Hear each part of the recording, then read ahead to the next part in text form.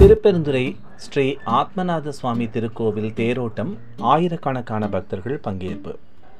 புதுக்கோட்டை மாவட்டம் அறந்தாங்கி அருகே உள்ள ஆவுடையார் கோவில் எனும் திருப்பெருந்துறை திருவாவடுதுறை ஆதீனத்திற்கு சொந்தமான திருப்பெருந்துறை யோகாம்பாள் சமேத ஆத்மநாத சுவாமி திருக்கோவில் மாணிக்கவாசகர் மார்கழி திருவாதிரை தேர் திருவிழா நடைபெற்றது.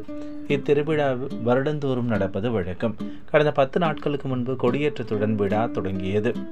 இந்த நிகழ்வில் மாணிக்கவாசகர் சுவாமி எழுந்தருளி பவனி வந்தார். திருத்தேர் கோவிலின் முன்பிருந்து புறப்பட தொடங்கியதும் பொதுமக்கள் இதனை வடம் பிடித்து இழுத்தனர்.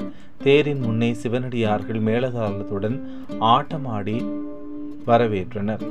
அதில் ஒரு பெண் குழந்தை கதகளி ஆட்டமாடி சங்கு ஊதியம் பக்தர்களை பரவசப்படுத்தினார்.